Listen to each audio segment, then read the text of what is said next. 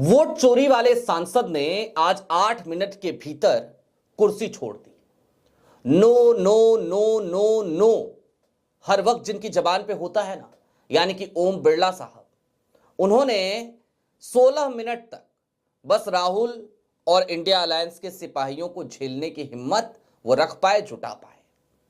और उसके बाद एक और सज्जन आए और उन्होंने तो बिहार का कुर्सी पे बैठ के, सोचिए, स्पीकर की कुर्सी पे बैठ के बिहार के जीत का वर्णन करने लगे। एसआईआर का नाम उनकी जबान पे जरूर आया, लेकिन वो भी 5 मिनट से ज्यादा टिक नहीं पाए।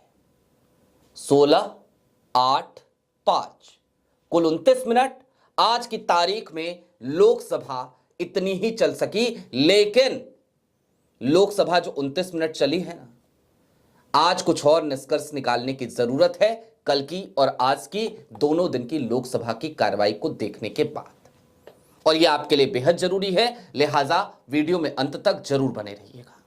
नमस्कार, मैं स्वप्निल और आप मुद्दा देख रहे हैं। दोस्तों, आगे बढ़ें उससे पहले वही छोटी सी अपील। मुद्दा इन दिनों एक गंभीर आर्थिक संकट से जूझ रहा है। एक तरफ हमारे मेन बैंक अकाउंट बीते कई महीनों से फ्रीज चल रहे हैं, तो दूसरी तरफ हमारे 2.5 साल पुराने चैनल को हमसे लंबे समय तक छीन के रखा गया था। ऐसे में डे टू डे ऑपरेशंस में मुद्दा को काफी मुश्किलों का सामना करना पड़ता है। लिहाजा आपसे गुजारिश है, यदि आप चाहें, यदि आप सक्षम हो, तो स्क्रीन पर दिख रहे QR कोड या फिर के नीचे दिख रहे UPI नंबर के जरिए हमारी छोटी छोटी मदद जरूर कीजिएगा। आगे बढ़ते हैं और जरा आज लोकसभा की कार्रवाई में क्या क्या हुआ, सबसे पहले विस्तार पे जरा उसकी चर्चा कर लेते हैं। सुबह 11 बजे सभा शुरू होती है। जाहिर सी बात है, कल जब 2 बजे लोकसभा की शुरुआत हुई थी तो उसके कुछ ही देर के भीतर लोकसभा को स्थगित कर दिया गया था आज की तारीख के लिए। लेकिन आज की तारीख में लोकसभा को फिर से कल की तारीख तक के लिए स्थगित कर दिया गया है। कल फिर 11 बजे चलेगी। आज ये कारनामा जिन्होंने किया उनका नाम है दिलीप सैकिया। बीजेपी असम के अध्यक्ष हैं, सांसद हैं। ओम बिरला साहब तो भाग खड़े हुए थे आज भी, कल की तरह ही दिलीप सैकिया साहब ने लेकिन आज लोकसभा की मर्यादा को तार तार किया, कुर्सी की मर्यादा को तार तार किया।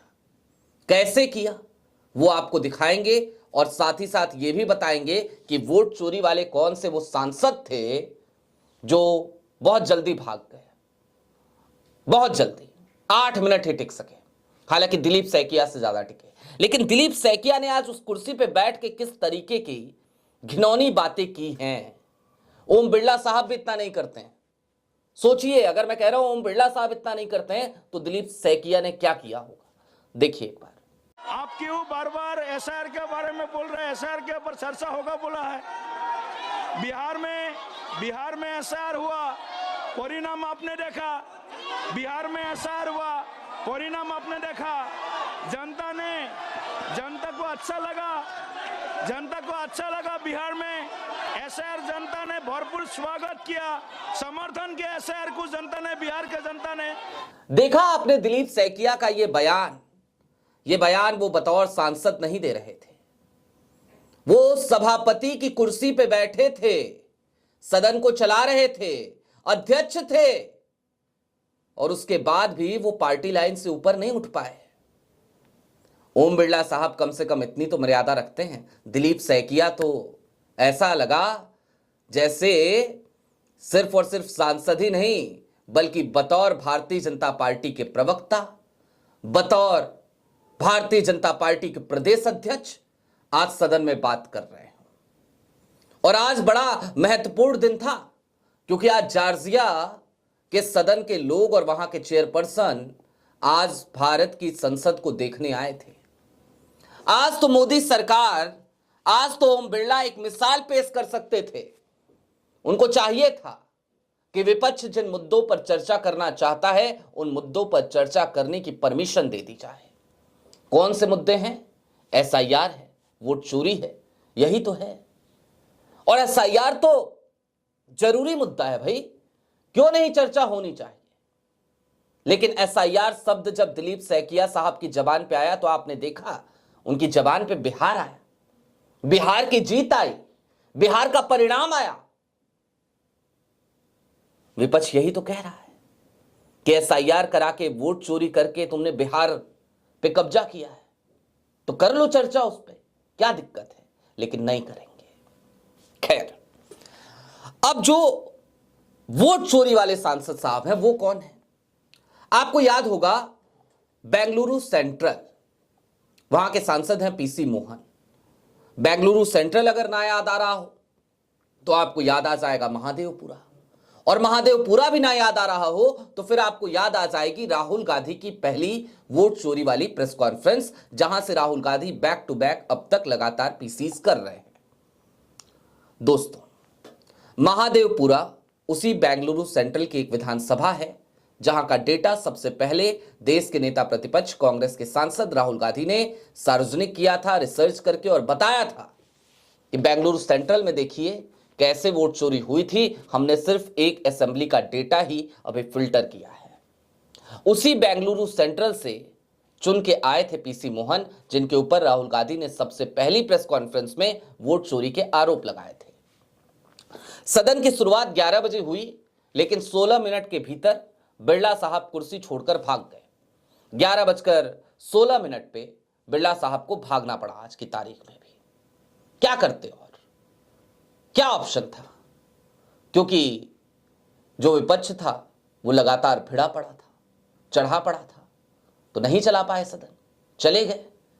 और इसके बाद पीसी मोहन साहब आए, और पीसी मोहन साहब आए, आकर के कुर्सी पर बैठे।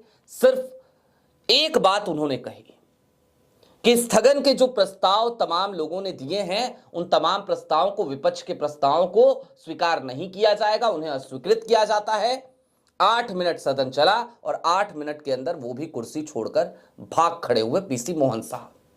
उसके बाद दिलीप सैकिया आए, अपनी भाषणबाजी करी, बिहार की जीत की बात की। 2 बजे फिर से सदन शुरू हुआ था। चूंकि पीसी मोहन जब भागे थे तो उन्होंने ये कह दिया था कि 2 बजे सदन फिर से शुरू होगा।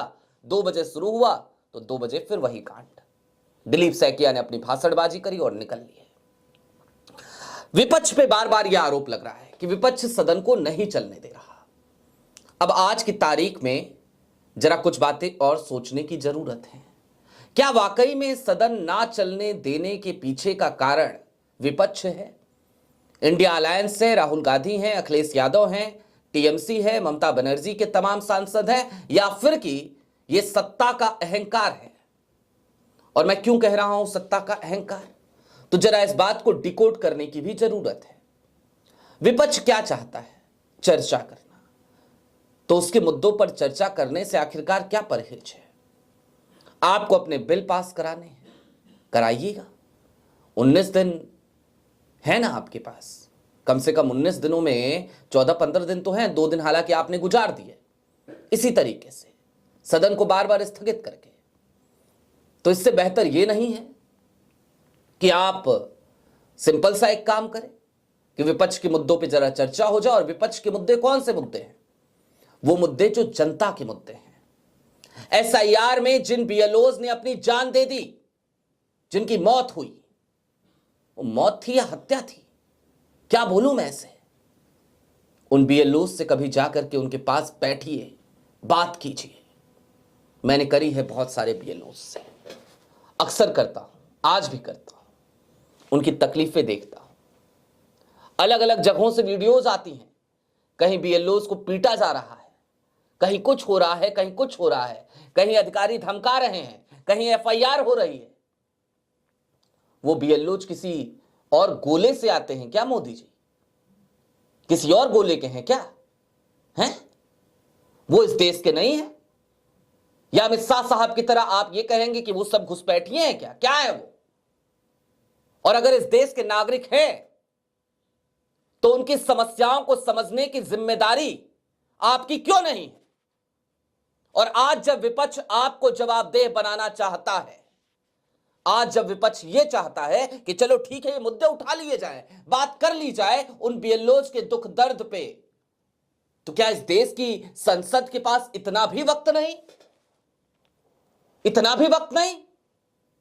और ये तो शुक्र है कि आज की तारीख में कम से कम अपोजिशन की संख्या इतनी तो है कि वो दिख रही है, उसकी आवाज सुनाई दे रही है, उसकी आवाज गूंज रही है। नहीं तो इससे पहले के सदन किस तरीके से चले हैं आपके दोनों कार्यकाल में, 2014 से लेकर 2019, 2019 से लेकर 2024, हम सब ने देखा है।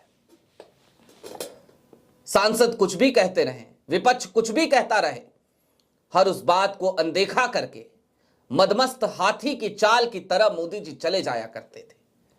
कम से कम आज आप सुनने पर मजबूर तो हैं, लेकिन सुनने पर मजबूर हैं तो आपने नया तरीका और तरीकेकार खोज निकाला कि कोई बात नहीं, नहीं सुनने का एक तरीका और एक तरीकेकार यह है कि एक डिजाइन बना लो। डिजाइन ये कि 11 बजे सदन शुरू हो, 12, 15, 16, 29 मिनट चले, उसके बाद से उसको स्थगित कर दो, कह दो विपक्ष हंगामे कर रहा है इसलिए नहीं चल पा रहा है।